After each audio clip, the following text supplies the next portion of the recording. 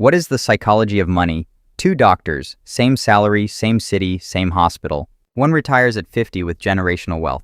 The other is still working at 67, broke, stressed, wondering where it all went.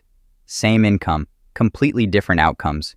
The difference wasn't intelligence, it wasn't luck, it was psychology. So what exactly is the psychology of money? Most of us were never taught about money. We were taught math. We were taught history.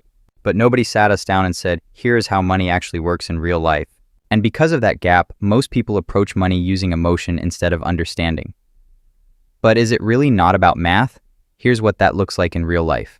Someone gets a raise and immediately upgrades their apartment, their car, their wardrobe.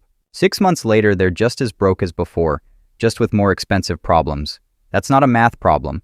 That's a psychology problem. Sound familiar? Let's go deeper. Have you ever heard of Ronald Read? Ronald Read was a janitor in Vermont for most of his life. He drove an old car. He wore secondhand clothes. He lived quietly. When he died in 2014 at age 92, people expected almost nothing. A janitor with $8 million, he left behind $8 million. Not because he had a high income, but because he understood something most high earners never do. Money is more about behavior than it is about knowledge. So is knowledge not enough? You can know every financial term in the textbook. You can understand stocks, bonds, inflation, interest rates. But if your behavior around money is broken, none of that knowledge saves you. So where does behavior come from? Behavior comes from psychology, from how you were raised, from what money meant in your home growing up, from fear, from ego, from what society told you success looks like. So what exactly is the psychology of money? It is the study of why we do what we do with money, and how understanding it can change everything.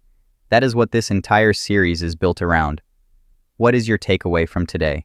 Financial success is not a math equation, it's a behavior pattern. And behavior can be changed once you understand where it comes from.